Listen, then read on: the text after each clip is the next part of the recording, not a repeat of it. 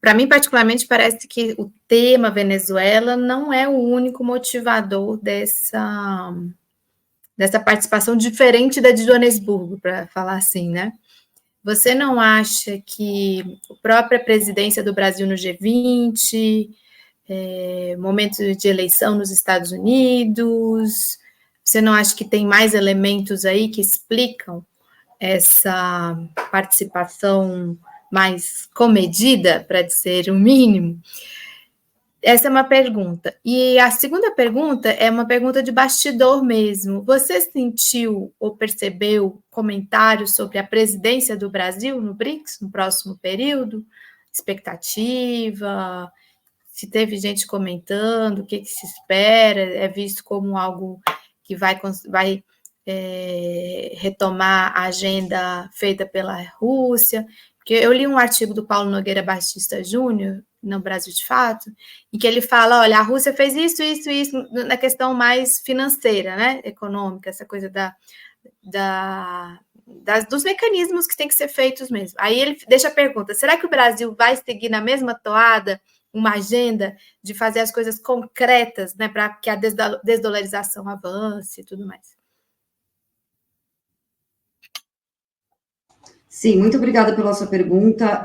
A gente tem algumas informações, sim, sobre a presidência dos BRICS do ano que vem. O Lula chegou a anunciar o lema da presidência no discurso que ele fez por videoconferência e realmente dizer que ele tinha uma intenção muito grande de fazer com que algumas agendas do G20, que o Brasil colocou durante a sua presidência do G20, passassem. Então, aí para os BRICS, ele falou da questão da Aliança do Combate à Fome do G20 e pediu para que os países dos BRICS também se juntassem. Então, a gente tem a expectativa de que a gente vá ter aí, talvez, uma certa linha de continuidade entre a presidência do G20 e dos BRICS, e, pelo que dizem as autoridades brasileiras, pelo menos de maneira pública, também uma continuidade no tocante à presidência russa, numa busca de um sistema de pagamento em moeda local para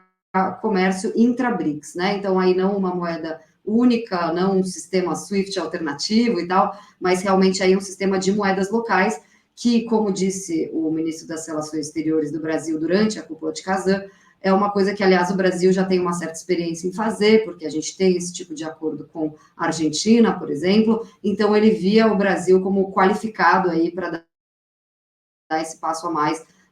quando o assunto é troca em moedas locais. Então, a gente tem essas expectativas de temas, mas uma expectativa também de calendário, né? Porque a gente já tem marcada, então, praticamente marcada a cúpula dos BRICS do ano que vem sobre a presidência brasileira, e ela vai ser feita no meio do ano, né? Ela vai ser feita em junho, no final de junho, começo de julho, porque o Brasil vai receber a COP em Belém do Pará no segundo semestre, e por isso preferiu, então, eles dizem que não é uma redução das atividades do Brasil dos BRICS o fato de que vai ser no primeiro semestre. Eles dizem que é simplesmente uma questão por causa da COP e que as atividades da presidência vão, sim, ser realizadas durante todo o ano, mas a cúpula de chefes de Estado vai ser feita já no primeiro semestre. Mas vai ser engraçado, isso vai ser uma coisa que a gente vai ter que ver como é que vai ficar, porque você vai negociar a declaração final em junho e depois você vai continuar a presidência, vai ser um fato inédito, essa que é a verdade, o fato da gente ter aí esse gráfico menorzinho. Mas Joanesburgo não foi julho também? Joanesburgo não foi julho? Não, eu acho que Joanesburgo não. Não, acho que foi também setembro, agosto, né? Foi agosto. Eu tive lá também, foi setembro ou outubro, não foi muito já no fim do ano, mas foi no segundo semestre, com certeza, final de agosto, mas ou final de agosto, setembro, outubro, acho que setembro foi, na verdade. Mas então vai ser uma coisa inédita a gente ter esse gráfico aí tão pequeno, mas, por um outro lado, tem uma questão positiva, que é, no final da cúpula de Kazan, a gente tem aí, como todos nós sabemos e discutimos a exaustão, os membros que foram convidados para entrar na categoria de países sócios dos BRICS, e agora, depois que foi não oficialmente declarada a lista de países que vão ser convidados, a Rússia tem que fazer toda essa negociação até o final da presidência dela, para ver se esses países querem entrar ou não querem entrar, etc. e há uma expectativa de que a Rússia não vai conseguir terminar essas negociações só até dezembro, então seria bom, já que o Brasil já pegasse essas negociações e aí já finalizasse elas em junho. Então também a gente tem esse argumento em prol aí da gente fazer essa cúpula um pouquinho mais cedo. Mas aí, já trazendo um pouco para a sua outra pergunta, que é talvez os outros motivos pelo qual o Brasil tenha diminuído um pouco a sua participação aqui em Kazan, o fato da gente ter uma